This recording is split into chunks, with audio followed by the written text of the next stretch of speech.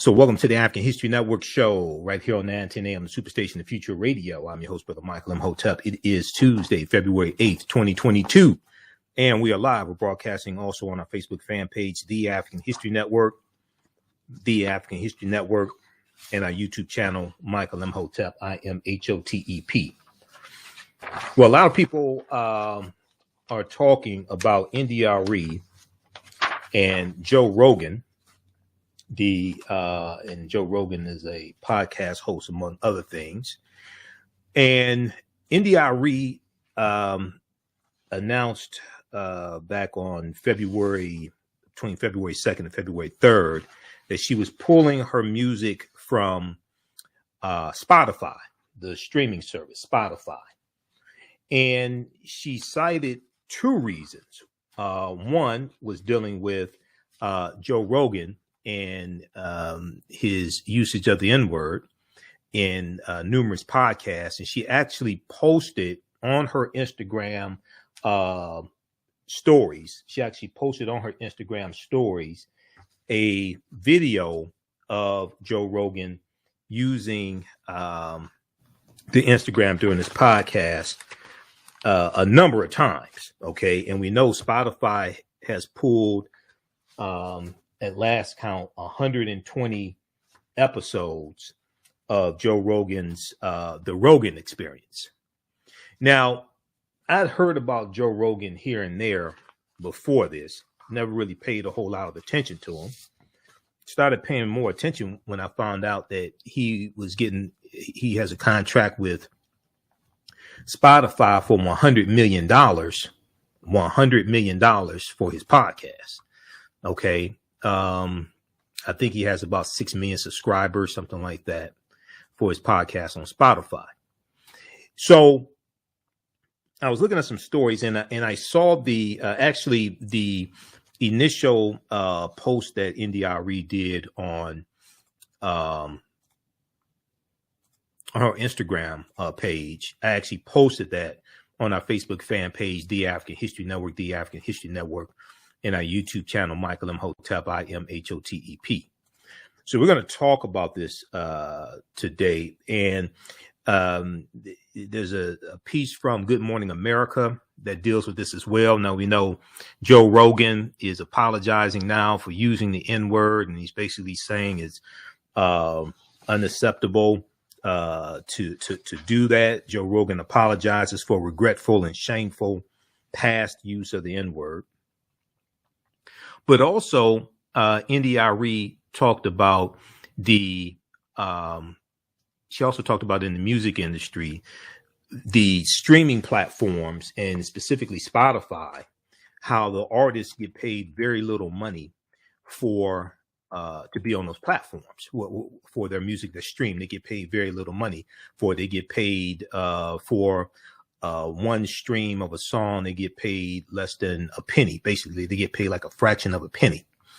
So she talked about that as well. And also recently, she has called out the music industry for racist and for being racist and sexist, etc. Now, Arie was on the TheAHNShow back on February 4th. And I'm going to share an excerpt of that interview as well. So we're going to talk about Arie pulls music from Spotify over Joe Rogan's racial slurs regarding Black people. And she also blasts the music industry for being racist, sexist, and deceitful. And in the interview with TheAHNShow, she talks about how the toll that being in the music industry has taken on her mentally, especially being a dark-skinned African-American woman in the music industry, okay, and dealing with racism, different things like this, all right? So we'll talk about that. Then also we have a update in the case dealing with Amir Locke out of Minneapolis, Minnesota. We know that there was an arrest made in relationship to the arrest warrant that the Minneapolis police were executing. Okay, so a 17-year-old in connection to the search warrant that led to Amir Locke's death has been arrested. Okay, so we'll talk about that as well on today's show. All right, and then I'm going to talk briefly about this story dealing with AJ Johnson. AJ Johnson, remember her from House Party and remember her from Baby Boy. AJ Johnson, so I posted about this on our Facebook fan page, The African History Network. And it was and I hope I could pull this up here. There was a post I did a few days ago. BlackAmericaWeb.com had this article dealing with AJ Johnson because on Angela Yee's podcast, Angela Yee from the Breakfast Club, it was a group of women. They were talking about sex, different things like this.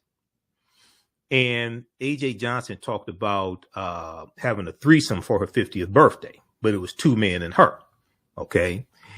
And I posted about this on our Facebook fan page, The African History Network, and my personal page, Michael Imhotep, Imhotep.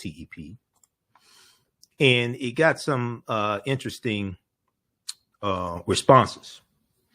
And you had a lot of women saying good for her, you know, it's her business, etc. They weren't judging her, things like that. Then you had a smaller number of men who felt the same way. But then you had some men that had like a lot of negative things to say about her.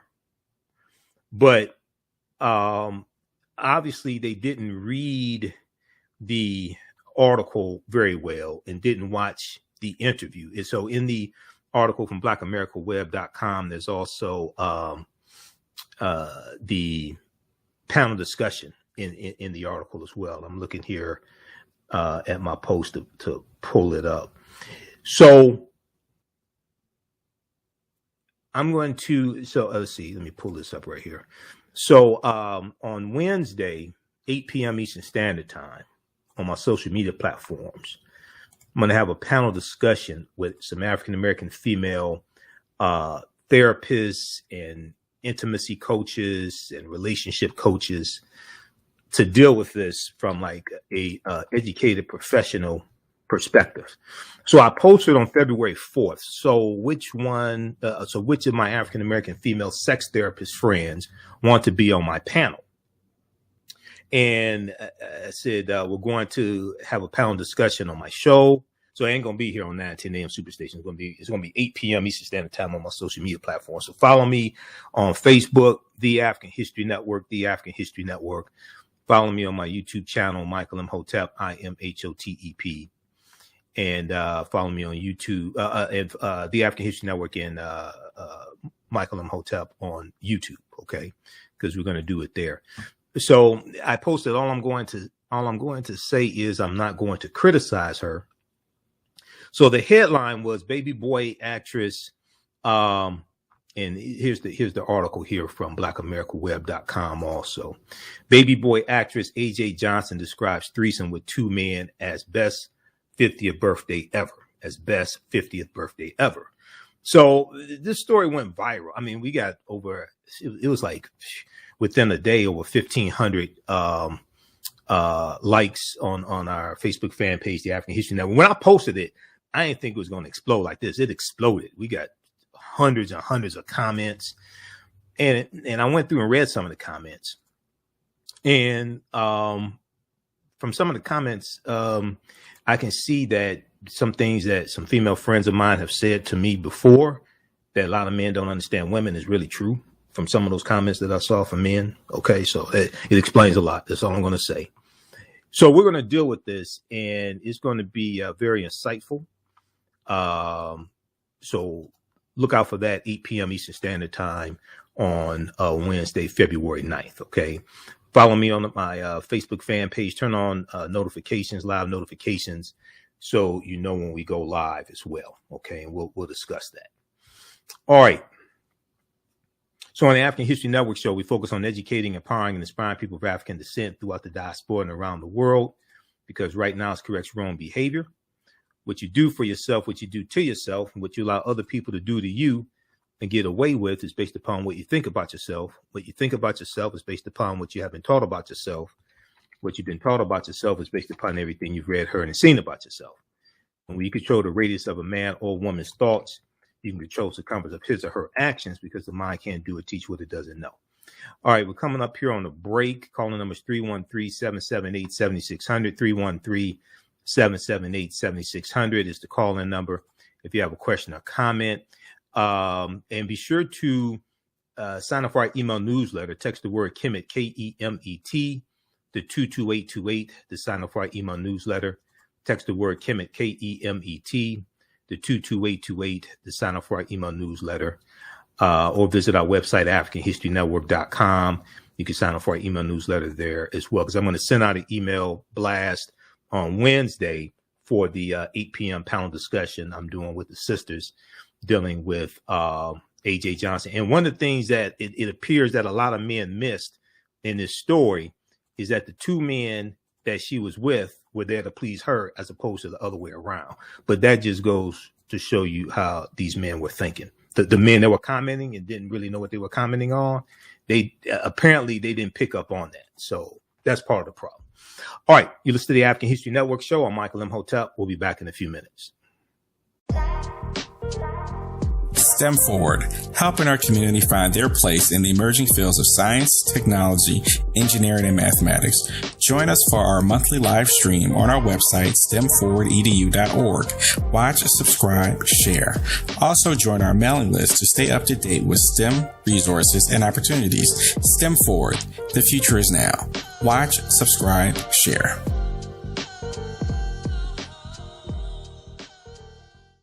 The work that I do is larger than the fashion industry. It's larger than the art world. And I believe that I was born to bring newness into this world. I'm Kaima McIntyre. I'm 24 years old and I'm an artist. I create everything from paintings to jewelry design, metaphysical jewelry to be specific, and fashion design. The only reason why my prom dress went viral is because people needed it. Within a few days of going viral, Notori Naughton reached out to me and she's like, I saw your dress, can you make me a dress? I was equally as shocked to be asked by a celebrity to design their dress at the age of 17. That's just one person, and the list just continues to go on to Janet Jackson, to Tyra Banks. It really hits home. That means that the discussion is happening on the grounds in real time. Welcome back to the African History Network show right here on 910 AM, the Superstation, the Future Radio. I'm your host, Brother Michael Imhotep. It is Tuesday, February 8th, 2022, and we are live. Calling numbers 313-778-7600 is the call-in number. If you have a question or comment, 313-778-7600 is the call-in number if you have a question or comment. Okay, so I want to jump into this first topic here, and this deals with Arie. And Arie announced back on Tuesday, February 1st, that she was pulling her music from Spotify, the streaming service Spotify. And one of the reasons that she cited, well, we're going to clip one here in just a second, Shakita. One of the reasons that she cited was the use of the N-word by Joe Rogan on his podcast. Now, this piece here from Insider.com. Also, there's a good article from BlackEnterprise.com on this topic as well that we'll discuss also. But this article here from Insider.com, BusinessInsider.com, Arie shares clips of Joe Rogan saying the N-word as she asks Spotify to remove her music over his language around race. So Arie says she's removing her music and podcasts from Spotify. Arie, who's 46 years old, shared video clips of Joe Rogan, who's 54 years old, saying the N-word slur numerous podcasts over the years. Okay, numerous podcasts over the years. Now, we also know that singers Neil Young and Joni Mitchell previously requested Spotify remove their music over COVID-19 misinformation. All right. Now, singer Arie shared clips of podcaster Joe Rogan repeatedly saying the N-word on his Spotify podcast, which she said led to her demands for the streaming service to remove her music. Okay, so this goes back to February 1st, Tuesday, February 1st, when she said on Instagram, and she posted a video on Instagram explaining why she was doing this. Okay, so in January 2022, Neil Young and singer Joni Mitchell said they wanted their music removed from Spotify, from the streaming service Spotify, over COVID-19 vaccine misinformation. And they cited Joe Rogan as a proponent of disseminating false information. All right. Now, here is a post from Arie's Instagram page, and I follow her on Instagram.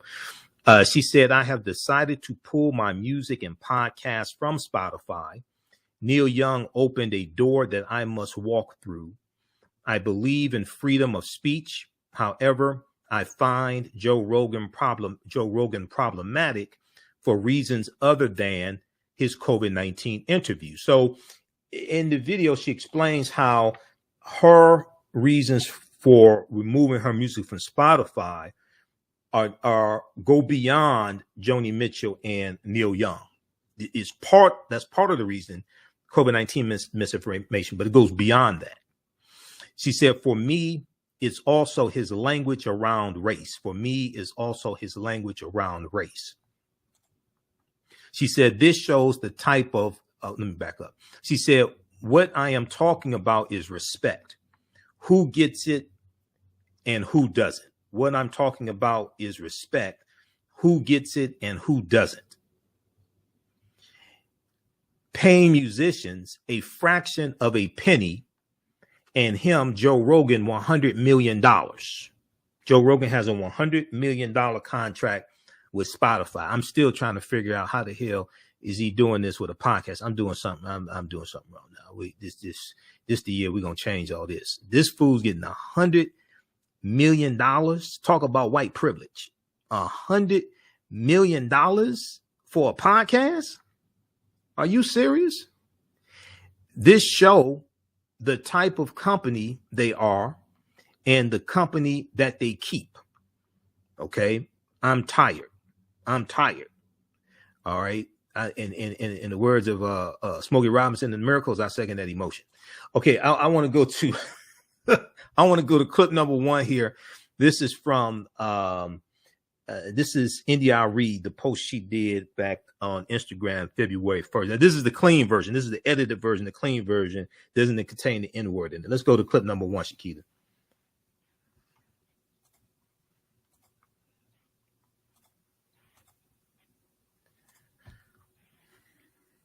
Okay, take it off mute. Hey, y'all. I want to leave a short message here about why I decided to ask my music be pulled off of Spotify. So check this out. I empathize with the people who are leaving for the COVID disinformation reasons, and I think that they should. I also think that Joe Rogan has the right to say what he wants to say. I also think that I have the right to say what I want to say. So as an artist who builds, Spotify is built on the back of the music streaming. So they take this money that's built from streaming and they pay this guy $100 million, but they pay us 0.003% of a penny. Just take me off. I don't want to generate money that pays this. Just take me off. That's where I'm at. And I know that I'm actually, to be honest with you, surprised that my statements were picked up, because I thought people weren't really going to listen to me, because that's what I'm used to from the industry. But I'm glad that I am being heard, and for that reason, I want to clarify my statements. Again, this is why. Watch this. So we know how social media can be. Things can be doctored. People are taken out of context. It's happened to me many times. However, I want to be clear, in no uncertain terms, where I stand on this is that he shouldn't even be uttering the word. Don't even say it under any context. Don't say it. That's where I stand. It's my right to stand there. I have always stood there. I have other feelings about it, but those are nuances that are not meant for this moment. He shouldn't even be saying it. And so the confluence of energies comes into play here. So now we have this person who is offensive to a lot of people who's paid $100 million. Spotify, the backbone of Spotify is the music. So you pay the musicians that are the backbone of your business 0.003 to 0.005% of a penny, and you take this money that you generate over here, because all the rest of it goes somewhere. The subscription fees go somewhere. So you take this money that's generated over here and you use it to invest in this guy. Do what you want, but take me off. Or pay me too. And I don't just mean me, I mean us. Artists like me, pay us too.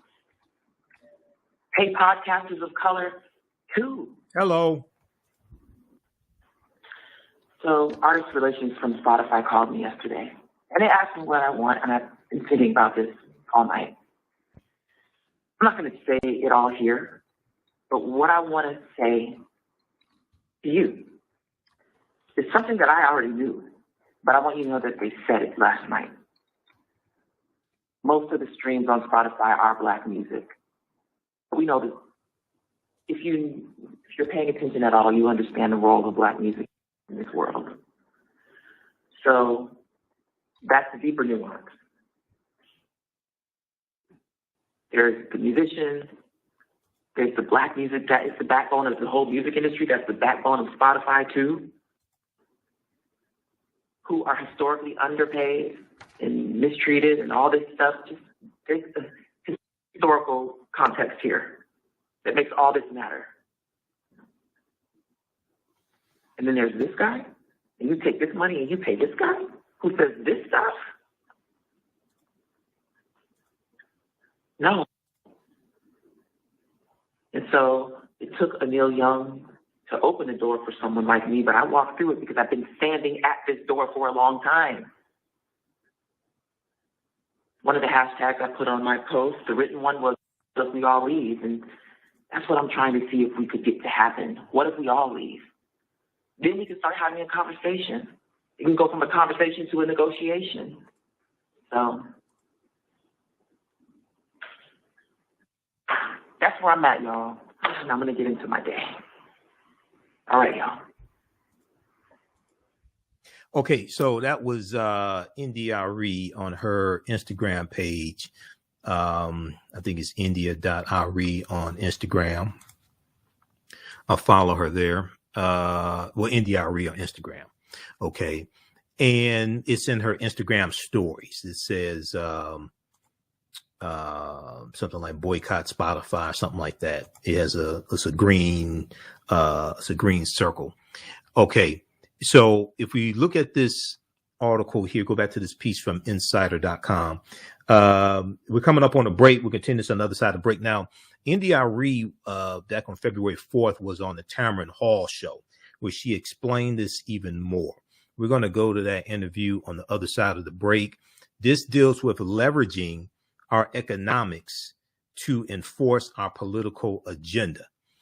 Deadline.com reported that the clips of Joe Rogan using the N-word, which were posted to YouTube at one time, were made before he signed his $100 million Spotify deal in 2020. Okay, I'm still mind boggled that this guy got $100 million deal for a podcast. I'm still trying to figure that out. You listen to the African History Network show right here on 910 AM Superstation and Future Radio. I'm Michael Imhotep. We'll be back in a few minutes. Jeanette Davis is a well-established author with 6 published books. Black Survival in White America from Past History to the Next Century was published in 1995, and it delves into the history of African Americans before slavery up to contemporary times. The Great Divide Between Blacks and Whites was released in 2008, and her autobiography, Black Just Like My Mama, was published in 2010. Soulful Journey, The Business of Beings, was released in December 2021, and her two latest books, Echoes from the Heart, Love Throws Poetry, and Master Being Human, were both published in January of 2022. Jeanette Davis' writings delve deeply into the psyche of Black people from ancient to contemporary times. She cuts no corners and leaves no stones unturned in relating truth, letting the chips fall where they may on both African and European doorsteps. Order Jeanette Davis's books today at Amazon.com. Search for Jeanette Davis and get to know her work today. STEM Forward, helping our community find their place in the emerging fields of science, technology, engineering, and mathematics. Join us for our monthly live stream on our website, stemforwardedu.org. Watch, subscribe, share. Also join our mailing list to stay up to date with STEM resources and opportunities. STEM Forward, the future is now. Watch, subscribe, share.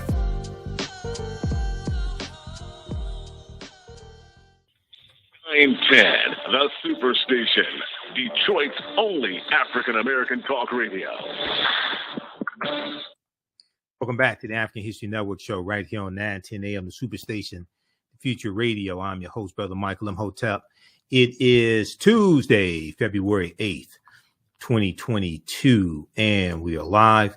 Calling numbers 313-778-7600, 313-778-7600 is the call-in number if you have a quick question or comment. All right. So I want to remind you, you can still register for the 10-week online class that I teach on the weekend. On Saturdays, it is Ancient Kemet, the Moors, and the Maafa, Understanding the Transatlantic Slave Trade, what they didn't teach you in school. And this class just started up this past weekend. This is a 10-week online class, 10-week online course that I teach. We deal with thousands of years of history and what leads up to the transatlantic slave trade taking place. Next class is Saturday, February 12th, 2022, 2 p.m. to 4 p.m. Eastern Standard Time. You can register at our website, AfricanHistoryNetwork.com. We do the sessions live. All the sessions are archived and recorded. You can go back and watch them anytime. So a year from now, you can go back and watch the entire course. You can use this information with your children. I would say the information is PG-13. It's not overly graphic. I don't do a lot of cursing, things like this. I don't use racial slurs in the class, etc. Okay. And I do a PowerPoint presentation. We have book references, articles, video clips. The class is on sale $80, regularly $130. And then on Sundays, I teach from the Civil War to the Civil Rights Movement and Black Power, 1865 to 1968, where we look at, and this class just started up also. Next class is Sunday, February 13th. We look at history basically from 1803, starting with the Louisiana Purchase and the Haitian. We look at the Louisiana Purchase, the Haitian Revolution, and we go throughout history through the Civil War, Reconstruction, 1865, 1877, Jim Crow era, World War I, World War II, Great Migration, Civil Rights Movement, the Black Power Movement. We have a bundle pack right now. You can register for both classes for only $120. That's a $260 value. If you've taken any of my online classes with me before, email me at AHNshow@AfricanHistoryNetwork.com, AHNshow@AfricanHistoryNetwork.com. You get a 50% off discount on the bundle pack. All right. So I want to go to clip number 2. We're going to clip 2 here in just a second, Shakita. So right before the break, we were talking about Arie, Grammy Award winner, singer, songwriter, Arie, who took to Instagram to talk about the fact that she was removing her music from the streaming service Spotify. Insider.com has this article. Arie shares clips of Joe Rogan saying the N-word as she asks Spotify to remove her music over his language around race. Now, the clips of Joe Rogan saying the N-word numerous times on his show. Now, also, there was one instance in the full video that Arie posted, it actually had clips of him saying the N-word. So on Thursday, the Grammy Award winner shared to Instagram. This was Thursday, February 3rd. She returned to Instagram on Thursday, February 3rd. Arie returned to Instagram to further clarify her statement by sharing more than 20 clips of Joe Rogan saying the N-word on his Spotify podcast. Now, for those that don't know, Joe Rogan is a white man. His podcast is called The Rogan Experience. One clip appeared to show Joe Rogan comparing African-American neighborhoods to the Planet of the Apes. Okay. And you can go on YouTube and just type in Arie Joe Rogan, and it'll come up with like the full video and come up with what he said. Because I was watching early day. It's still on her Instagram memories. Also, you can watch it there as well. It's still on her Instagram memories and actually on her Instagram page. And I'll show you right now because we still have it up here. Let me see something here. We've got we go here, Arie, view profile. And if you go to, let's see, if we go to her Instagram page, because I was on it today, right here where it says delete Spotify. Okay, this green dot right there, delete Spotify. You click on that, it says delete Spotify boycott, and it'll come up with it. Okay, it'll come up with it right there, and you can watch the whole thing. And she has all the clips and everything of Joe Rogan. Okay, so he got busted. Now, he came out and apologized. He said it was wrong. He shouldn't have done it, blah, blah, blah. Like, you a grown man. You a grown-ass man. You didn't know better when you were saying it? No, you just got caught. That's what it was. Okay, you just sorry you got caught. It's not like you had an epiphany between now and then. It's not like you read, Before the Mayflower or Destruction of Black Civilization or, Where Do We Go From Here? Chaos or Community by Dr. Martin Luther King Jr. No, you just got caught. That's all it is to it. Okay, so I want to go to this clip here, clip number 2. This is from Good Morning America, and they talked about Arie removing her music from Spotify and why. Let's go to clip 2, Shakita.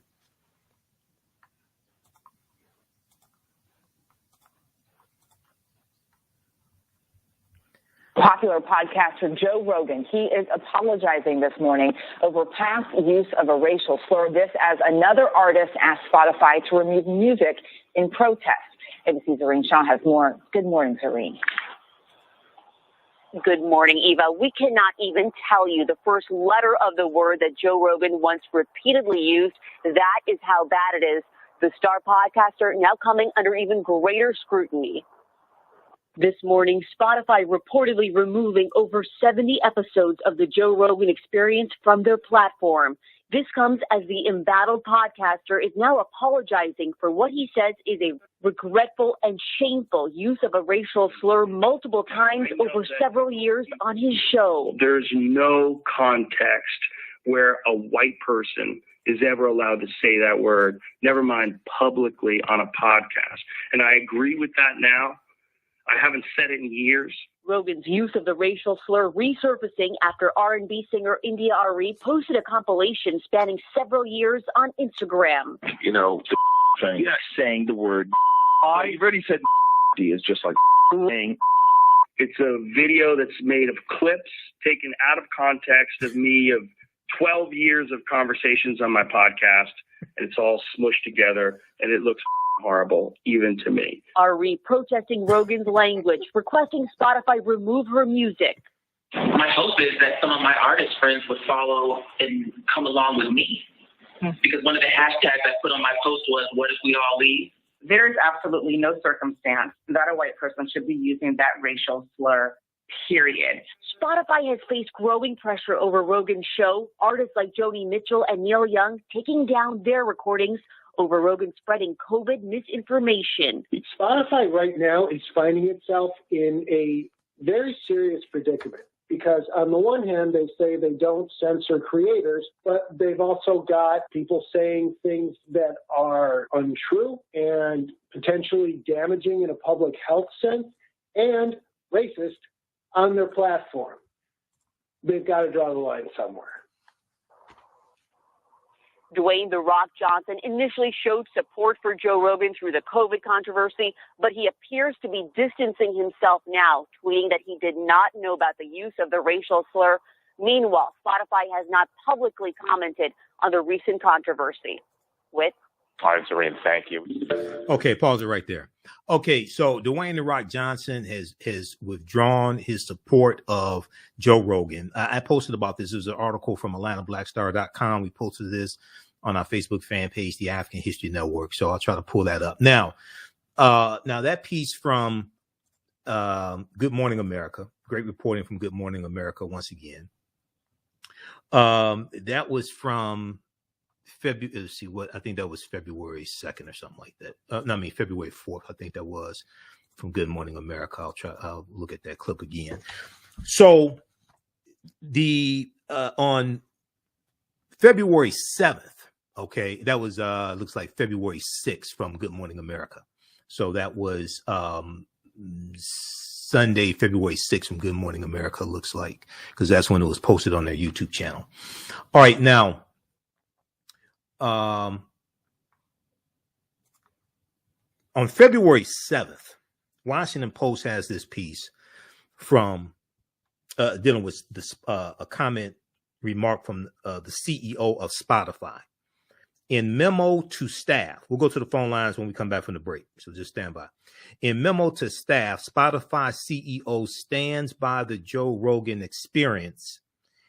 Can't quote, canceling voices is a slippery slope. Canceling voices is a slippery slope, end quote. So is it okay? So one day after Joe Rogan apologized for previously using the N-word on this podcast. Now, in that clip that we just heard from Good Morning America, Joe Rogan said it was a compilation of excerpts taken out of context over 12 years. Okay, he said he now knows that it's wrong to use the N-word. Wait a second. When did you come to the realization that it was wrong for you to use the N-word, and why didn't you go down and take down the shows where you used it in the first place? If now all of a sudden you come to this epiphany, why didn't you take it down yourself? You just got caught. That's all it is. So one day after Joe Rogan apologized for previously using the N-word on his podcast, Spotify chief executive Daniel Ek, EK, told employees that despite mounting controversies, pulling the Joe Rogan experience from the streaming platform would be a mistake. Pulling the Joe Rogan experience from the streaming platform would be a mistake. Quote, I do not believe that silencing Joe is the answer. Daniel Ek wrote Sunday in the internal memo shared with the Washington Post. Quote, we should have clear lines around content and take action when they are crossed, but canceling voices is a slippery slope. Now, criticism of Rogan's mega popular show, which is available exclusively on Spotify, has been building in recent weeks. Last month, more than 270 doctors and healthcare workers signed a letter urging Spotify to take action against Joe Rogan after Joe Rogan aired an episode the medical professional said spread false claims about the coronavirus. We'll continue this on the other side of the break. I'm going to let you hear Tamron Hall I'm going to let you hear India Arie from the Tamron Hall show from a few days ago, where India Arie explained this even more. You listen to the African History Network show. I'm Michael Imhotep, looking for a deal from Spotify or somebody. We'll be back in a few minutes. What does self-care mean to you? To us, it's an opportunity to reconnect with nature. A chance to create something remarkable. At Sage and Elm Apothecary, our handcrafted skincare and household products immerse you in Earth's sweetest nectar, connecting you to nature in a way you never imagined. See for yourself and visit us at sageandelmapothecary.com. Welcome back to the African History Network show right here on 910 a.m. the Superstation, the Future Radio. I'm your host, Brother Michael Imhotep. It is Tuesday, February 8th, 2022. Calling number is 313-778-7600. It's the calling number if you have a quick question or comment. Now, somebody posted here, India Arie didn't call Joe Rogan racist, because I saw a comment from her saying she doesn't think he's racist or something like that. She doesn't have to get to a back and forth. When she starts, she didn't call him racist. She doesn't have to. She just has to press play. See, this is understanding strategy. She doesn't want to get into a back and forth with Joe Rogan. And Joe Rogan has all these supporters behind him. He has 6 million subscribers on Spotify, at least. She ain't trying to get into a back and forth with no ignorant ass like Joe Rogan and his followers. All she has to do is press play and just play his comments and go watch her full comments, because she is making this bigger than Joe Rogan. She's talking about the way African-American artists are treated on the platform Spotify. So she don't have to get into a back and forth calling him racist, all this stuff. No, all she has to do is just press play, go watch her full video. She don't have to get into that. This is understanding strategy. See, when you study the history of slavery in this country, there's a reason why most slaves who ran away at nighttime and not in the daytime. You got to understand strategy. You don't want to get into a back and forth calling him racist, all this stuff. No, you don't have to do that.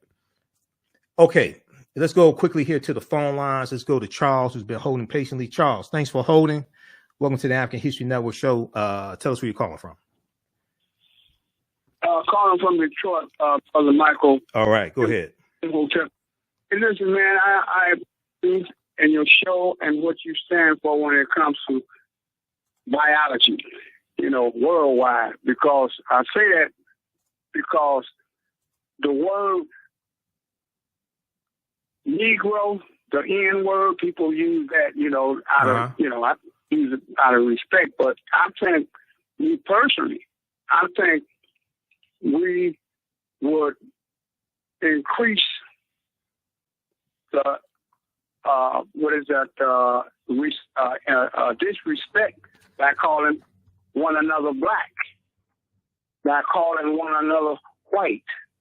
When we got all this biracial, you'd be surprised how many biracial people are walking and talking in this world, because ain't nobody got no straight up bloodline for one particular ethnicity or culture. We got Italian, Greek, mainly, Afro, the whole 9 yards. But it's better to me. It's better, as far as I'm concerned, to call or to be more respectful by calling you by your ethnicity or your nationality. Whether you're Italian, Greek, whether you're Afro, or you Bengali. Right. Ethnicity as opposed to color. Whatever Afro. Right.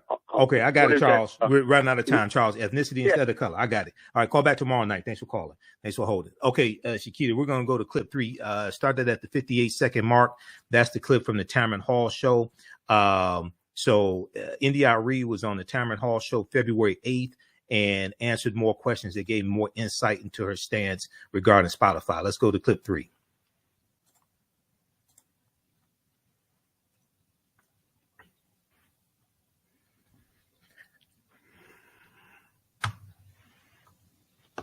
All right. Okay.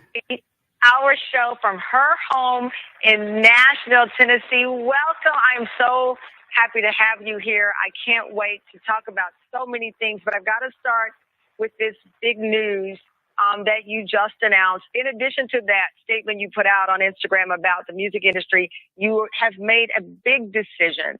You are pulling your music and your podcast from the streaming platform Spotify. Joni Mitchell and Neil Young have been protesting the platform because of content on the Joe Rogan show related to COVID.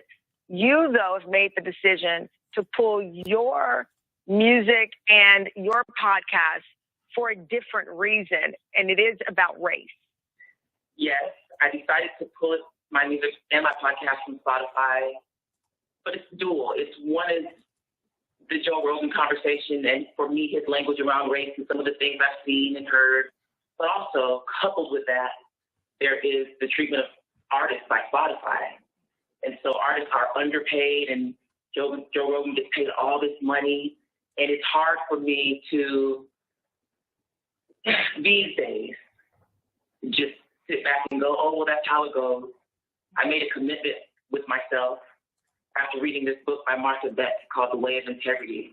She challenges the reader to an integrity cleanse, and it means telling the whole truth all the time and see what it will make of your life. And so when this came up, I had to do it. And I'm a little bit nervous about it because I know people are going to conflate the conversations, and some people are going to judge me, and they're going to say it's not my business, and, you know, all these things, because it is a little bit of a different reason than Joni and Neil. And so I am working to have it pulled down. I'm getting a little bit of pushback from one of the labels I was with for a long time, but I'm still trying because it's true for me. Have you heard from Spotify since this decision? I saw some text from someone from Spotify, but I couldn't dig into it, but it was just minutes ago. And so I haven't looked at it yet. I don't know what it is, but I was like excited, but I was like, I don't want to be later than Cameron, so I had to rush to get out. Well, you know, thank you for joining us in the midst of this developing story. I know that this is a huge decision for you. What would make you feel comfortable having your music streamed on that platform as it relates to the concerns you have, particularly with language coming from that podcast, Joe Rogan's podcast? You know, I said in my statement that I believe in freedom of speech, and I do. I mean, as much as I think some of the things I've heard him say in these videos is disgusting, he can say it.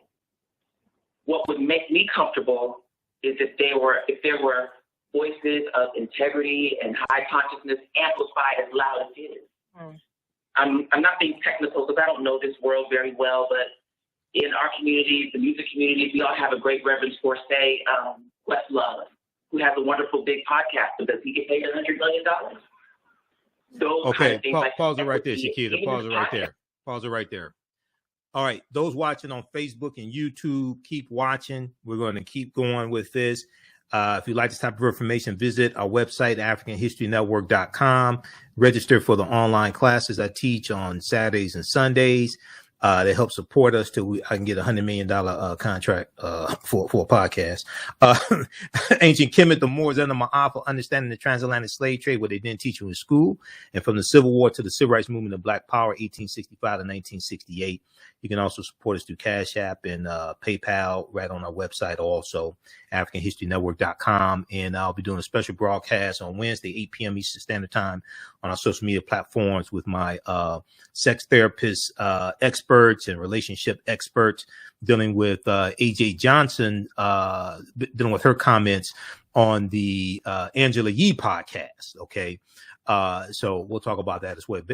Baby boy actress AJ Johnson describes threesome with two men as best 50th birthday ever. It beats the hell out of going to Applebee's for your birthday, I'll tell you that. But not that I would know. But right now it's correct. Wrong behavior is not over till we win Wakanda forever. We'll talk to you tomorrow. Peace.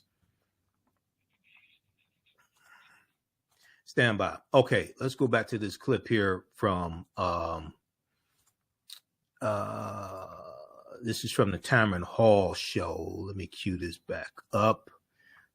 All right, stand by, everybody. Share this broadcasting on social media platforms. Invite your friends to tune in also. And then I want to go back to the article from the comment from the CEO of Spotify. Canceling voices is a slippery slope. So is it all right? Do you have African-American podcasters on Spotify calling white people racial epithets and calling Jews racial slurs and things like that? Is that okay? I'm just curious. Do you just you just remove those shows and leave them on? Is that okay? I'm just curious. Okay, so this is from the TheAHNShow show, February 4th, 2022. Let's cue this back up here. Stand by.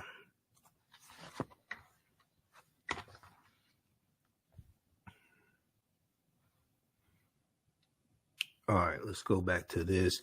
Okay, so Grammy Award-winning singer and songwriter Arie joins TheAHNShow for a candid conversation about her career and experiences in the music industry.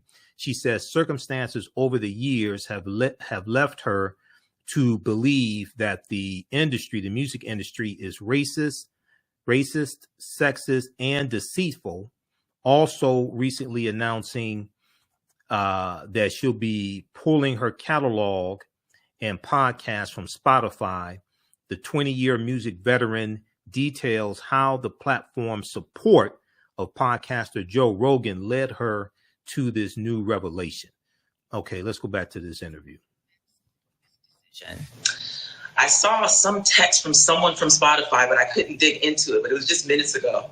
And so I haven't looked at it yet. I don't know what it is, but I was like excited. But I was like, I don't want to be later than Tamron. So I had to rush and get out. Well, thank you for joining us in the midst of this developing story. I know that this is a huge decision for you. What would make you feel comfortable having your music streamed on that platform as it relates to the concerns you have, particularly with language coming from that podcast, Joe Rogan's podcast? I said in my statement that I believe in freedom of speech, and I do. I mean, as much as I think some of the things I've heard him say in these videos is disgusting, he can say it. What would make me comfortable is if there were voices of integrity and high consciousness amplified as loud as his. I'm not being technical because I don't know this world very well, but in our communities, the music communities, we all have a great reverence for, say, Questlove, who has a wonderful big podcast, but does he get paid $100 million? Those kind of things, like the equity, even in the podcast world, I'd love to see. But also what would make me comfortable is for artists to get paid more than a fraction of a penny. And so now we're all amplified and not just him.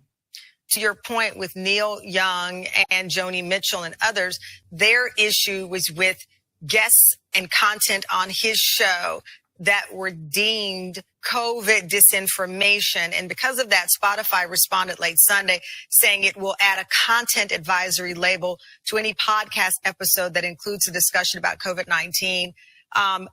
Joe Rogan, in a video on Instagram, he said that he's not trying to promote misinformation or be controversial, saying that he will, quote, do his best to make sure that he's researched these topics and try harder to get people with differing opinions. Would you like to see a statement more specifically from Joe Rogan as it relates to your concern about race? Personally, yes. I'm curious what all that is. Because, social media does things and they have these spliced together of him saying the N-word all these different times. I don't know the context, but I would love to hear him address it. So having your podcast removed and having your music removed from the streaming platform is the way right now you feel you can find peace with this? My hope is that some of my artist friends would follow and come along with me. Because one of the hashtags I put on my post was, what if we all leave? Because if you take the power from them, the power is taken. And also, streaming doesn't pay artists a lot. No platform pays as much as the art is actually worth. But, if you ask an artist, it's worth more than gold. But that's how we feel about our art. But some of the other streaming platforms pay better. And so if we all leave Spotify, or enough of us leave, they'll either change it, or people who want to hear you will stream you somewhere else where you can get paid better. And so this is all wishful thinking, though, because the truth is I did it because it's true for me and it's what brought me peace, because I can't not tell the truth. It's a pact I've made with myself. And that pact you have been maintaining, including in the post that you recently put up, criticizing the music industry, coming up while Arie says she'll never heal from everything she experienced in the music industry. We'll be right back. Okay, and we'll pick this up on the other side of this commercial. Okay, so we're going back to that. All right, now we're going to come back to that here in just a second. I want to go back to this article from the Washington Post, and then we're going to do an update in the Amir Locke case out of Minneapolis, Minnesota. A teen has been arrested in connection to the search warrant that led to Amir Locke's death.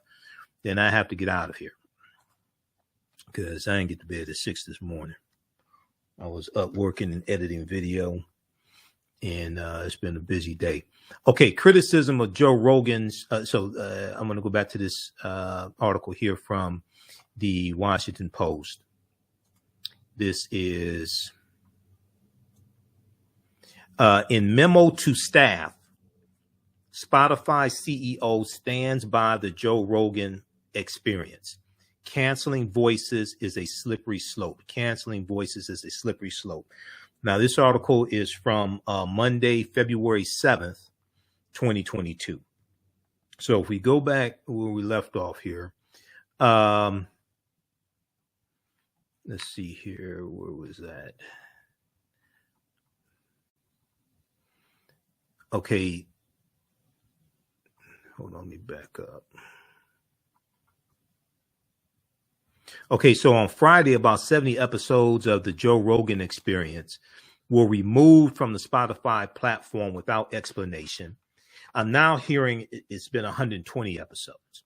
Now, the next day, Joe Rogan addressed the compilation video and apologized for using racial slurs, calling it, quote, the most regretful and shameful thing I've ever had to talk about publicly, end quote.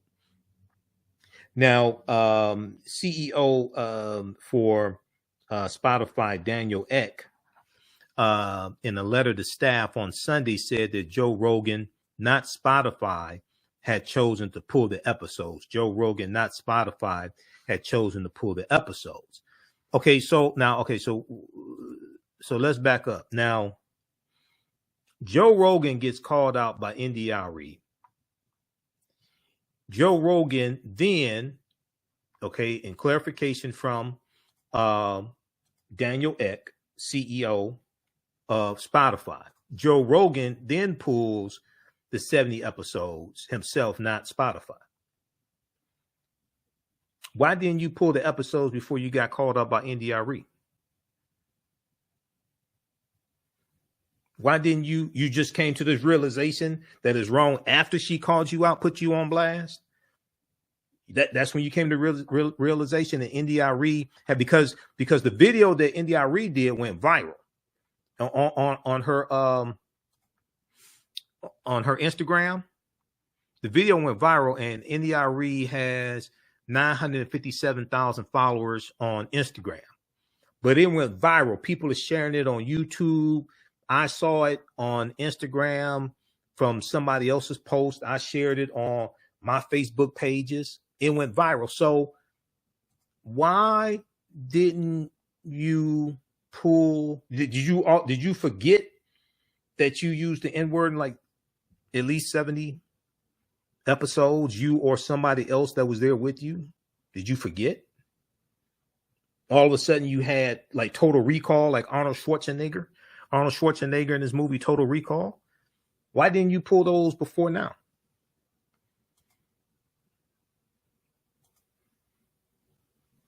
So if we go back to this piece here from the Washington Post, then we're going to go back to the interview that Arie did with Tamron Hall. Quote, I think it's important, Daniel Ek, CEO of Spotify, said, I think it's important you're aware that we've had conversations with Joe Rogan and his team about some of the content in his show, including the history of using some racially insensitive language. Following these discussions and his own reflections, he chose to remove a number of episodes from Spotify. Okay, now let's look at this. Let's go back and look at this. So Rogan said the usage of the N-word was over the course of 12 years. All right.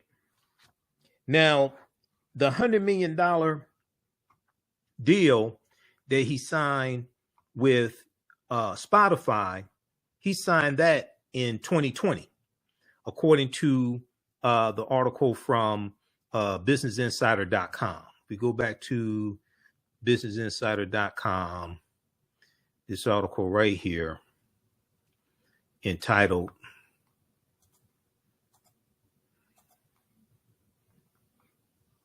this article right here from businessinsider.com. Arie shares clips of Joe Rogan saying the N-word as she asked Spotify to remove her music over his language around race. This is from February 5th, 2022. Now, in here, it says that, okay, on Thursday, so she posted 20 clips of Rogan. Deadline.com reported that the clips, which were posted to YouTube at one time, were made before Joe Rogan signed his $100 million Spotify deal in 2020. So Spotify, What type of research did you do on Joe Rogan before you signed this $100 million deal with him? Did you know that he used the N-word repeatedly on his podcast before you signed this $100 million deal with him? Or did you just overlook it because you didn't care? Did you know that Joe Rogan used the N-word repeatedly on his podcast over the course of 12 years before you signed this $100 million deal with him? Or did you not care?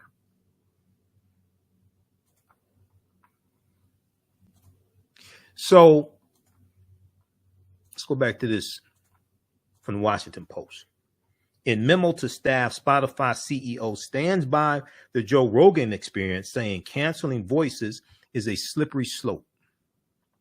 So the chief executive added, Daniel Ek, added, he, quote, strongly condemns what Joe Rogan has said. He called some of Rogan's past comments incredibly hurtful and stressed that they do not represent the values of Spotify. They do not represent the values of Spotify.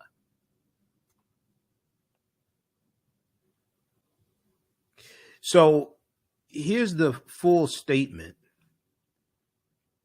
from CEO Daniel Ek to Spotify staff. Spotify team, there are no words I can say to adequately convey how deeply sorry I am for the way the Joe Rogan experience controversy continues to impact each of you.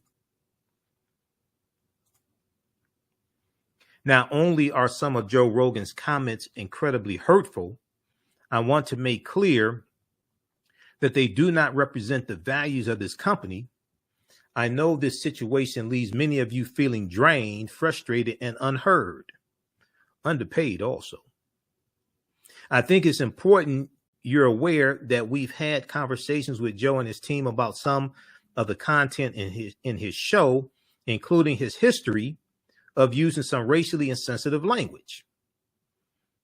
Okay, now they posted this on Twitter. Let's look at the full statement on Twitter. Well, this was shared to Twitter.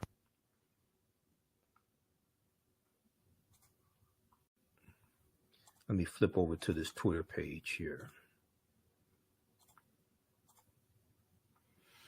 Okay, I think it's important you are aware that we've had conversations with Joe and his team about some of the content in his show, including his history of using some racially insensitive language. So even Spotify CEO admits that it's a history. He admits it wasn't one or two instances. It's a history. It wasn't like over 1 or 2 months. This is over years. Following these discussions and his own reflections, he chose to remove a number of episodes from Spotify. He also issued his own apology over the weekend. Okay.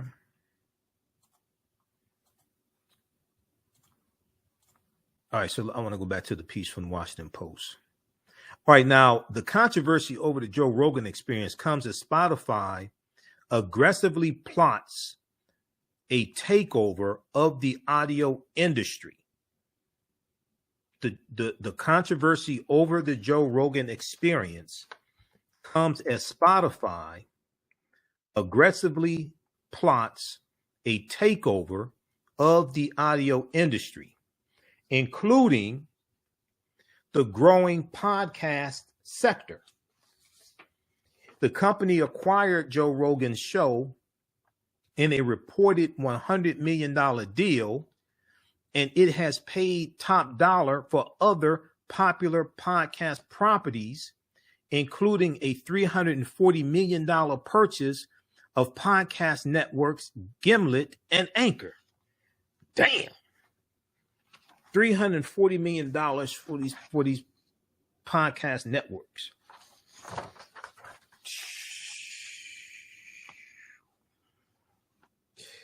All right. Now, Daniel Ek, CEO of Spotify, said those ambitions sometimes clash with Spotify's ability or desire to moderate content. as Spotify works toward becoming the top global audio platform. Daniel X said, quote, these kinds of disputes will be inevitable. These kinds of disputes will be inevitable. Well, not if you have a policy that says you can't use racial slurs on the air, because I bet you if Mr. Louis Farrakhan wanted to have a podcast, I bet you wouldn't let him. I bet you if Mr. Louis Farrakhan had a podcast and he was saying things about Jews that you agree with, you pull it.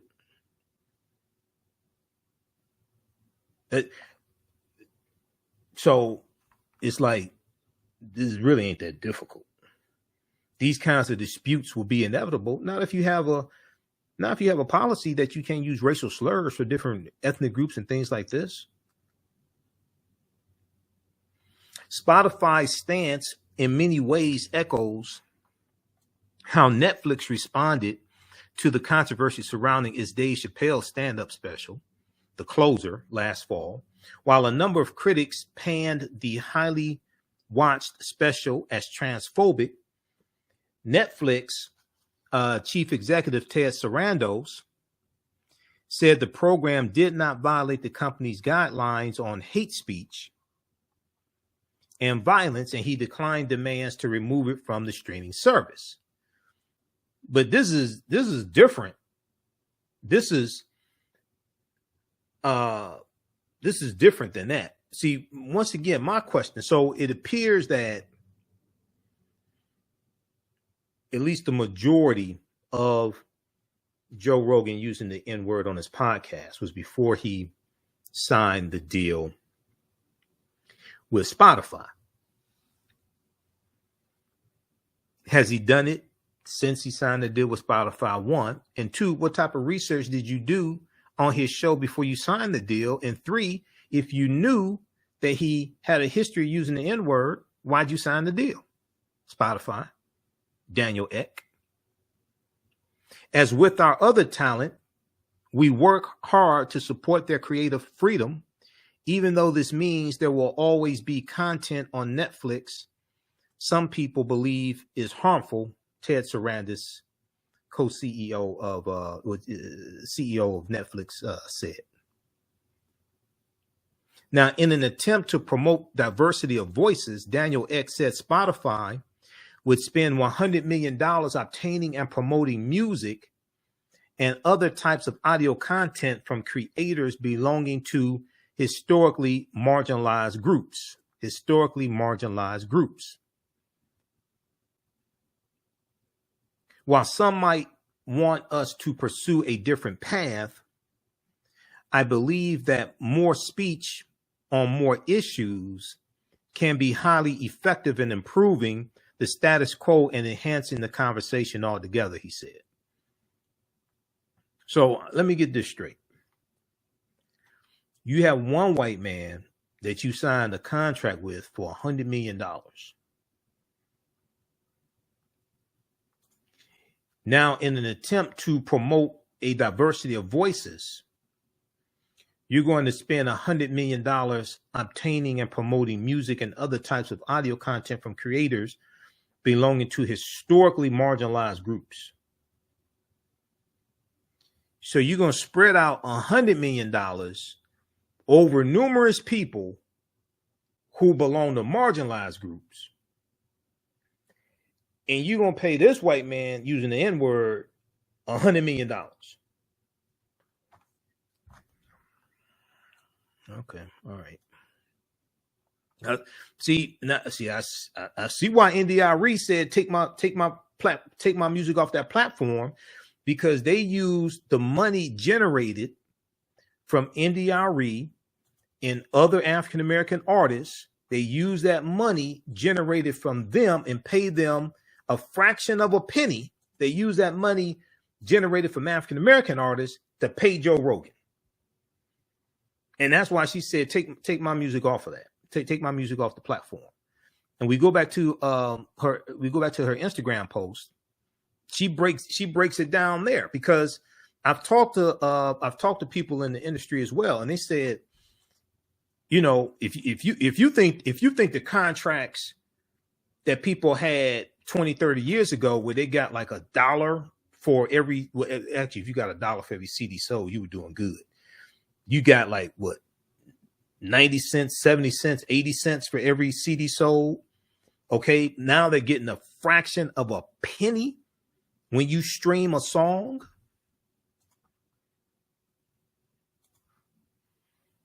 Paying musicians. This is the post Arie did on her Instagram page.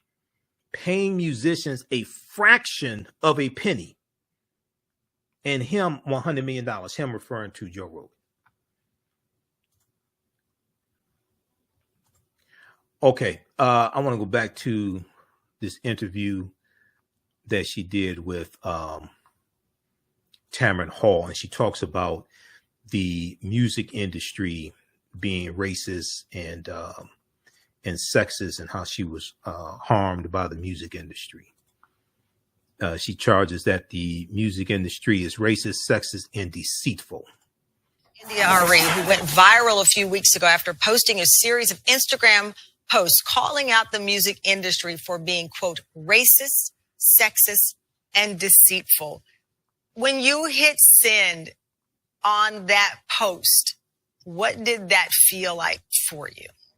I was just speaking my mind that day. I didn't feel like, here we go, I'm about to wind people up. I didn't feel like that at all. I just felt like these are things I want to say.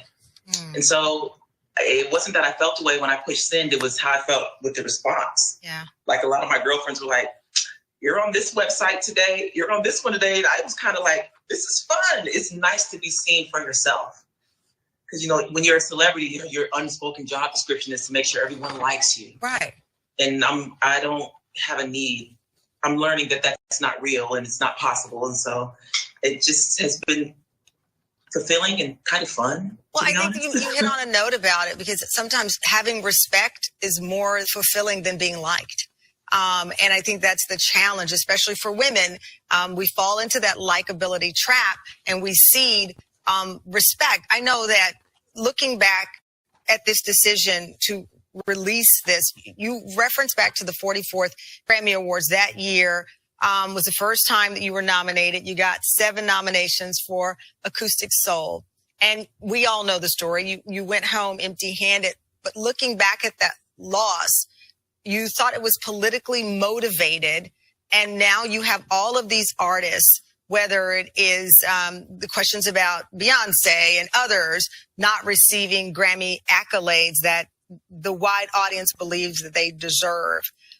What is your take at this point on the Grammys and its acknowledgement, particularly of artists like you? What we're told in the industry is that the Grammy is the night where it's about the music. But really, you know, there are a lot of other award shows that are about chart positions and who's popular, and it's fine because they don't say they're about the music. They say they're about the charts.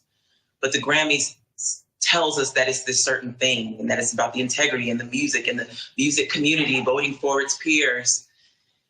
But in the end, there are all these political happenings that come into play that make it so that the awards can be skewed. When you're a label executive with a lot of power, you can make sure that all the people on your label get album credits so that they can vote and they can vote for your artist. But also a lot of it comes down to race, which is kind of how it is in the world in general. And so if you are an artist and the person who backs you is the most powerful white man in the music industry, you're going to have a better chance, period. It doesn't matter what your music is doing, or you're going to have a better chance at winning. If, like me, when I came into the music industry, and I have to give a shout out to the label executive who signed me, his name was Kedar Massenberg. And he was innovative, he was different, he was a young guy, he was in his 30s. He gave us Erykah Badu and me and D'Angelo. He was innovative. And so this man had these things going on that could compete with the big guys in the rooms. But who's going to win in the end? And so it's not necessarily politically motivated, but it's political. And so if we know that, then we know. Instead of thinking this is the music industry's night where it's fair and it's about the peers and the peers voting, because it's not just that. This affected your mental health. This affected how you saw yourself. And you've described it as trauma. Yes. So when I first went to the Grammys, I was 25, 26. And so I'm learning how the world is, how politics work inside of companies through the lens of the music industry. It definitely made me question myself. Where I sit today, I know what matters and what doesn't matter. And the difference in an award and a reward, like I once heard Patti LaBelle say. Yeah. And so my career has been very rewarding. Yeah. But the awards have been blocked and all kind of things, politicized. But back then, when I was young, it was just like, I don't have a better word than hurtful. I remember getting in bed after the Grammys because Stevie Wonder, who's one of my heroes and mentors, he wanted to go to dinner and I just could not function. I was like, I'm going back to the hotel. He was mad, not mad. He was like annoyed that I couldn't just, let's just go, you know. But, and also when that night he cried too. I went to his dressing room and I was just sitting there with him and I just saw a tear roll from under his glasses because he cried for how much I hurt, like it hurt. And then I went back to my hotel room and I just kind of like got ready to pull the cover over my head and he called. And I was having like this little chest pain. I haven't had a chest pain since, but I had like this little chest pain and he called and said, you know, he said, you are so lovely and this business is so not. And it took me years to, first of all, to understand that by losing that big, it made it a story where I was seen. But I'm still in that space of like wanting to clear it up and wanting to not have it stuck in my throat because, you know, my publicist and the people who love me said, well, you know, don't say anything because then you might not win next year. But then next year comes and you don't win anyway. So what matters? Right. And so it did affect my mental health, but it also just grew me up like life does. All right. So fantastic interview that Tamron Hall did on the Tamron Hall show with Arie, Grammy Award winning singer, songwriter Arie. That's on February 4th, 2022. That's on Tamron Hall's YouTube channel. Okay. All right. I want to switch gears and I want to go to an update dealing with Amir Locke. How's everybody doing? Hey, if you like this type of information, you can support the African History Network, $ the AHN show through Cash App, $ the AHN show through Cash App, also through PayPal, paypal.me / the AHN show.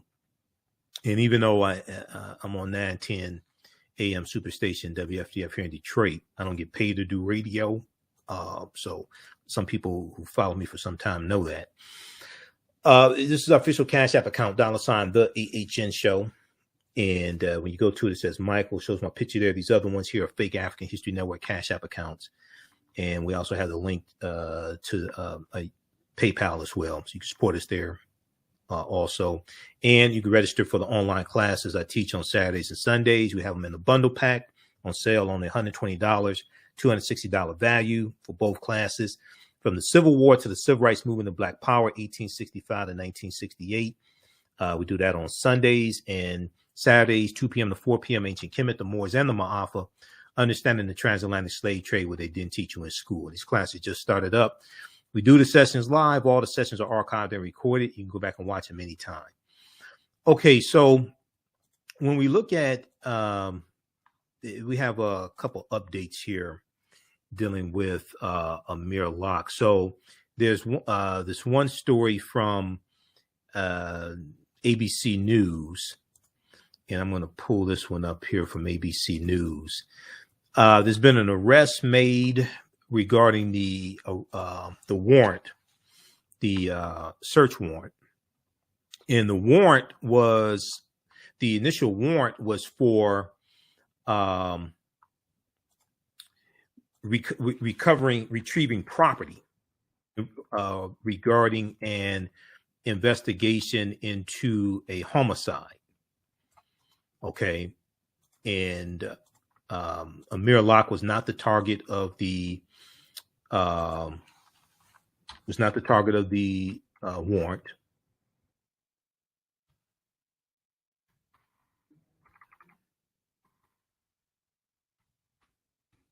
Okay, let me pull this up here. Okay, so we also saw students walk out of school and protest today as well. And let me change this here. So there's a story from ABC News from today.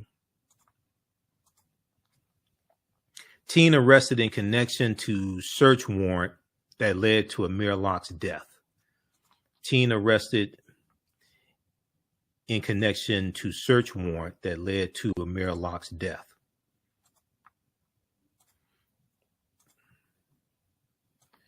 And okay. So I'm going to change the caption here. All right. If we look at this piece here from ABC News from February 8th, 2022. A 17-year-old has been arrested in connection to the search warrant that led to the death of Amir Locke, 22 years old, who was shot and killed by a Minneapolis police officer, a member of a SWAT team, executing a no-knock warrant. Now, this happened last Wednesday. Now, Amir Locke was shot last Wednesday. Amir Locke was shot last Wednesday. He was not named in the no-knock warrant, according to civil rights attorney Benjamin Crump. The warrant was executed on behalf of the St. Paul Police Department, who was searching for a homicide suspect. Now, body camera footage showed officers executing the no-knock search warrant and finding Amir Locke, who had been sleeping under a blanket on the couch and holding a gun. Now, as we showed you on yesterday's show, as we showed you on our Monday show, when you look at the still photo right before Amir is shot, just a second before he's shot, he's holding the gun. His finger is on the barrel of the gun. His finger is not on the trigger. His finger's is outside the trigger guard on the barrel of the gun, which is when you go through firearms training, you're taught you don't put your finger on the trigger till you're going to pull the trigger, till you're going to shoot. Okay. And he was a legal gun owner and had a permit to carry a gun as well.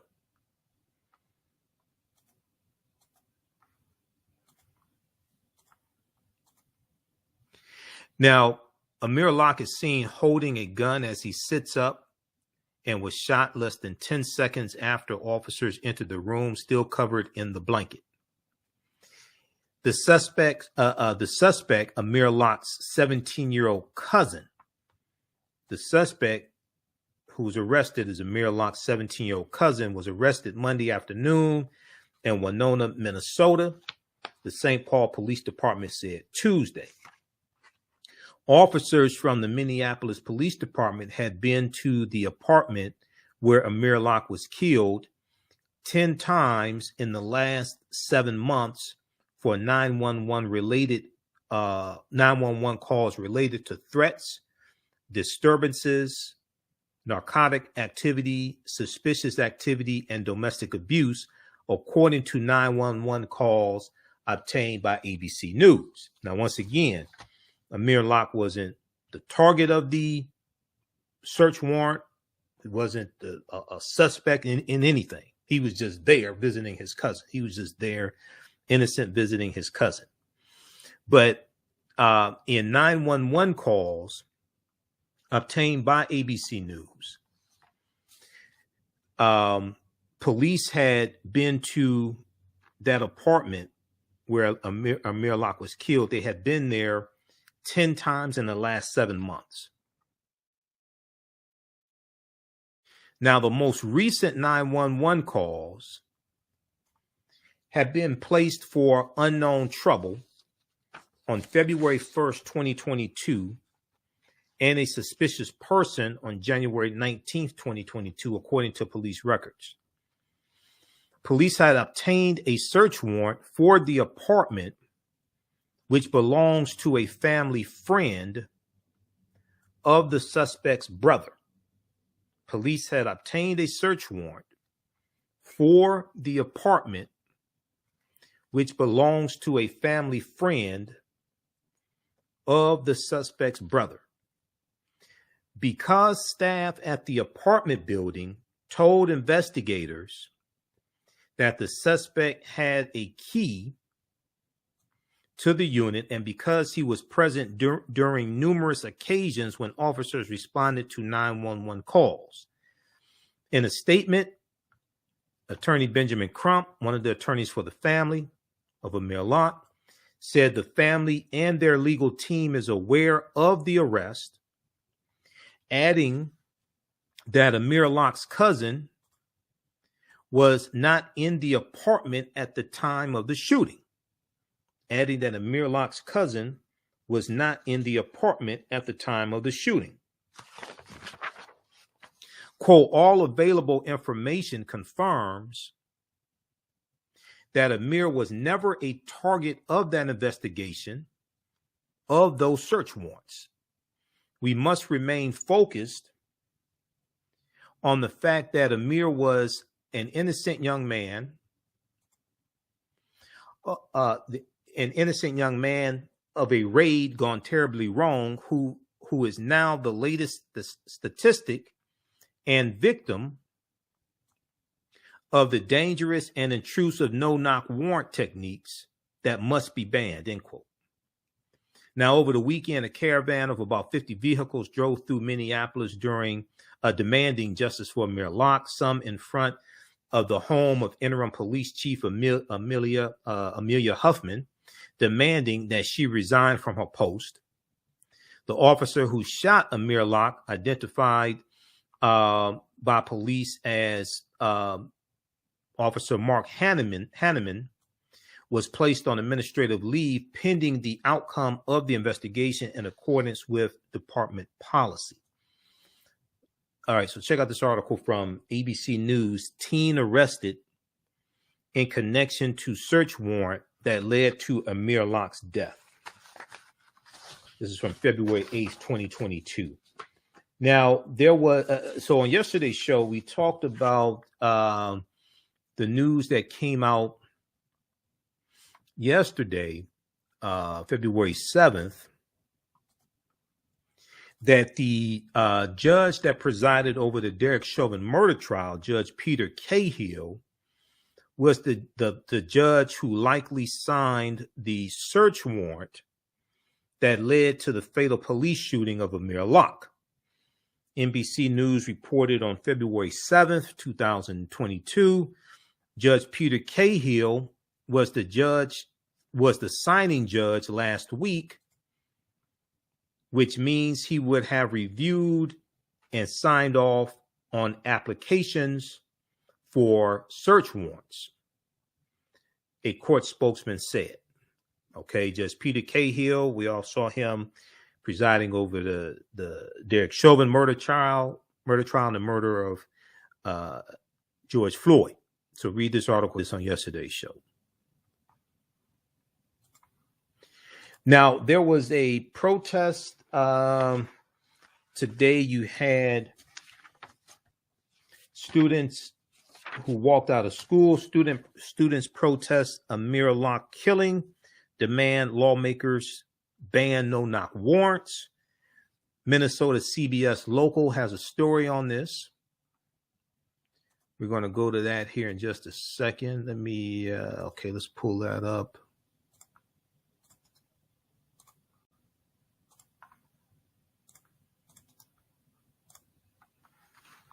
Okay, students protest Amir Locke killing.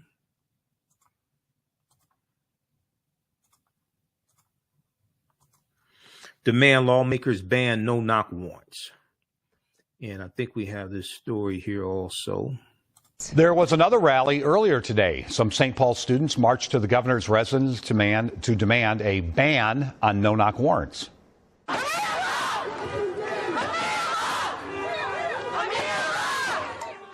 Students across Minnesota were encouraged to walk out of class this afternoon to demand justice for Amir Locke. Our Kate Raddick shares their message. Protect young black lives. Those are the words that a crowd of hundreds carried through St. Paul. Students from Central High School walked out of class in protest of the death of Amir Locke. It's truly traumatizing to know that I have cousins, friends, uncles, even brothers that have to worry about their lives and can be taken in a matter of seconds. They marched to the governor's residence, calling for a ban on no-knock warrants. Minnesota teen activists organized the event. They also want a full review of MPD's SWAT practices and the resignation of the interim Minneapolis Police Chief Amelia Huffman and Mayor Jacob Fry. Most people are mad. I'm feeling mad too. Somebody was busting in my house and like I had a gun. I would have been the same situation he was. I would have been scared. The message went beyond the walls of schools. There were parents in the crowd, too. Denise showed up to support her kids walking out of class from their school in Minneapolis in protest. This young man that was sleeping, he's a couple years older than my kids, and we can't stand for it. I want them to hold the police accountable. Kate Braditz, WCCO 4 News. We reached out to the governor's office for comment on today's protest, but have not yet heard back. All right. So good local reporting from WCCO News, CBS Local Channel 4 here in Minnesota. All right. Now, if we look at this here, protect young black lives, protect young black lives. Let me go back to the article here. Those are the words that a crowd of hundreds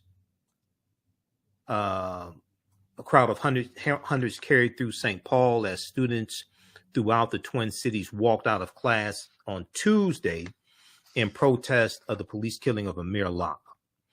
Now, in St. Paul, Minnesota, hundreds of students at Central High School gathered outside of the building around noon to hold a rally, which was organized by the Black Student Union and the nonprofit organization Minnesota Teen Activists. All right. And I don't know why this ad is popping up here. But anyway, okay. So read the rest of this article here from CBS Minnesota,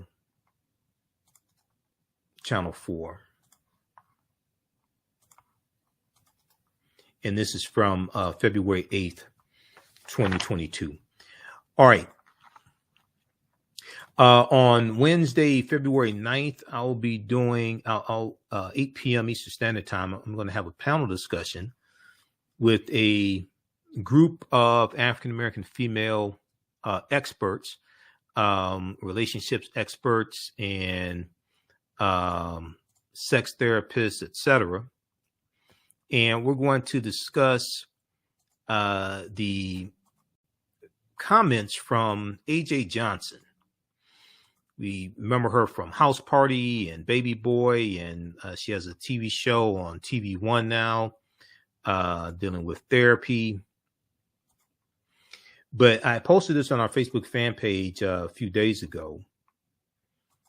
I think it's February 4th. There's a big article from blackamericaweb.com that went viral. Baby Boy actress AJ Johnson describes threesome with two men as best 50th birthday ever. And I posted about this on our fan page. I said we were going to have a panel discussion about it. This right here. I said, so which one of my African American female sex therapist friends want to be on my panel? We're going to have a panel discussion on my show. It's not going to be on 9:10 a.m. WFDF. This is too hot for that. We're going to do this on my social media platforms Wednesday, 8 p.m. Eastern Standard Time, February 9th. I said, all I'm going to say is I'm not going to criticize her. Baby Boy actress AJ Johnson describes threesome with two men as best birthday ever. Okay. So we're going to have a in-depth conversation about this, but also like a double standard, because one of the reasons why I want to have this conversation is I saw a lot of so I posted this on our fan page, the African History Network, and it got I think over 1,500 likes, and it got hundreds and hundreds of comments. And I looked at a lot of the comments, and a lot of the women were saying, good for her or business, things like that. So what, her business, or good for her. I'm not mad at her, etc. But with the men, they largely fell into two categories. One, so some of the men said, okay, that's fine, it's her business. Few of the men said, why didn't she call me? But another group of men automatically came to the conclusion, they either said she was a whore, or they said the two guys ran a train on her. Now, obviously, you didn't really read the article. And in the article is also the panel discussion from Angela Yee's podcast, where they discuss this. It was a group of women discussing this topic. Okay. There's a group of women discussing this topic. It's here. AJ Johnson, the lip service, Angela Yee. Because if you actually take the time to listen to the interview and listen to AJ Johnson's comments, the two men were there to service her as opposed to the other way around. And somehow a lot of men just saw this from a one-way perspective as the men dominating her. AJ Johnson, let AJ Johnson break down the dynamics of a guy, girl, guy, threesome below via lip service. Lip service is the name of the podcast. Okay. So we're going to talk about this Wednesday, 8 p.m. Eastern Standard Time. All right. And break this down. Panel discussion. Be here on Facebook and YouTube for that. Okay. Sign up for our email newsletter. Text the word Kemet, Kemet, to 22828 to sign up for our email newsletter. Also visit our website, AfricanHistoryNetwork.com, AfricanHistoryNetwork.com. You can register for our email newsletter there as well. It's free, and you'll get emails. I'm trying to send them out before we do our show. It's just so busy trying to prepare, but I'll be sending it out Wednesday, definitely before our 8 p.m. panel discussion. Okay, be sure to register for the online classes I teach on Saturdays and Sundays. Ancient Kemet, the Moors, and the Maafa, Understanding the Transatlantic Slave Trade, what they didn't teach you in school. We do this on Saturday. Class just started up. This is a 10-week online class I teach. We deal with thousands of years of history and what leads up to the transatlantic slave trade taking place. So the class is regularly $130. It's on sale $80. As soon as you register, you can start watching the content. And we do the sessions live. All the sessions are archived and recorded. And so as soon as you register, you can watch the class we did this past Saturday. Even a year, and once you register for the class, you have full access to it. So even a year later, you can go back and watch the entire course, okay? And then on Sundays, I teach from the Civil War to the Civil Rights Movement and Black Power, 1865 to 1968.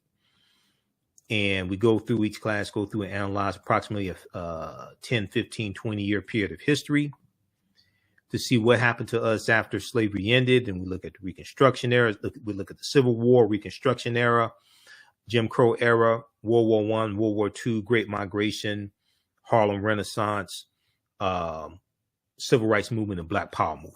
Okay, from the Civil War to the Civil Rights Movement and Black Power, 1865 to 1968. Next class is Sunday, February 13th. We do that 2 p.m. to 4 p.m. Eastern Standard Time. And we have the classes in the bundle pack also, so you can register. You can get both classes for only $120. It's a $260 value. If you've taken classes with me before, in any of my online classes in the past, email me at TheAHNShow at AfricanHistoryNetwork.com, TheAHNShow at AfricanHistoryNetwork.com, and get a 50% discount on these classes here in the bundle pack, 50% off on the bundle pack. All right. Okay, look, we have to get out of here. Remember, at the African History Network, we focus on educating, empowering, and inspiring people of African descent throughout the diaspora and around the world. because right now it's correct wrong behavior. It's not over till we win. Wakanda forever. We'll talk to you tomorrow. Peace. Thanks for tuning in. Jeanette Davis is a well-established author with 6 published books. Black Survival in White America from Past History to the Next Century was published in 1995, and it delves into the history of African Americans before slavery up to contemporary times. The Great Divide Between Blacks and Whites was released in 2008, and her autobiography, Black Just Like My Mama, was published in 2010. Soulful Journey, The Business of Beings, was released in December 2021, and her 2 latest books, Echoes from the Heart, Love Throws Poetry, and Master Being Human, were both published in January of 2022. Jeanette Davis' writings delve deeply into the psyche of Black people from ancient to contemporary times. She cuts no corners and leaves no stones unturned in relating truth, letting the chips fall where they may on both African and European doorsteps. Order Jeanette Davis's books today at Amazon.com. Search for Jeanette Davis and get to know her work today. STEM Forward, helping our community find their place in the emerging fields of science, technology, engineering, and mathematics. Join us for our monthly live stream on our website, stemforwardedu.org. Watch, subscribe, share. Also join our mailing list to stay up to date with STEM resources and opportunities. STEM Forward, the future is now. Watch, subscribe, share.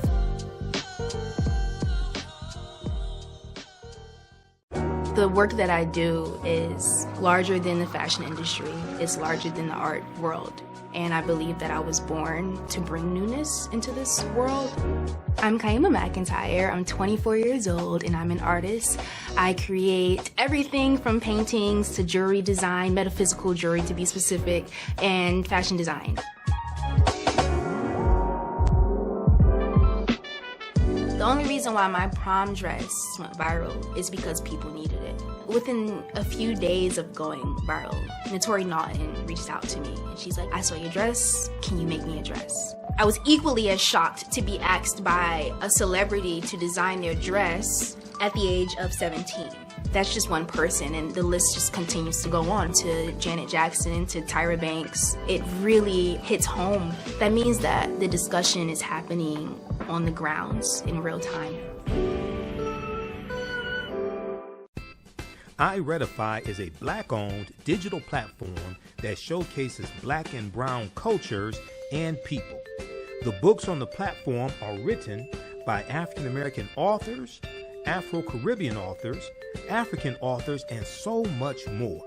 Kids 14 and under can read ebooks, listen to audiobooks, and complete learning activities.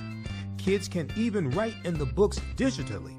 Get unlimited access to everything on the platform for only $8.99 a month at iRedify.com. Sign up for your membership today. Abundant Capital Group is a real estate investment company with over 20 years of experience in real estate.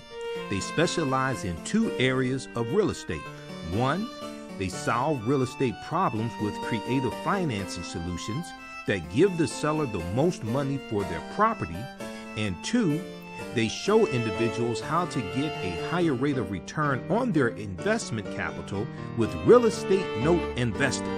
If you are looking to sell or need to sell your property, here is what they provide. Market value offer, even if you have little or no equity. They typically pay all closing costs, which can be thousands of dollars. They close on a date of the seller's choosing, and the seller does not have to be out of the house at the time of closing. They take the property in an as-is condition, and the seller is not required to make any repairs. Give them a call or email them today for a free consultation and see how they can help you with your real estate needs. Call them at 973-475-8488. That's 973-475-8488. Visit their website, abundantcapitalgroup.com. That's abundantcapitalgroup.com. And email them at acg@abundantcapitalgroup.com. Follow them on Instagram and Facebook at Abundant Capital Group. What does self-care mean to you? To us, it's an opportunity to reconnect with nature. A chance to create something remarkable. At Sage and Elm Apothecary, our handcrafted skincare and household products immerse you in Earth's sweetest nectar, connecting you to nature in a way you never imagined. See for yourself and visit us at sageandelmapothecary.com.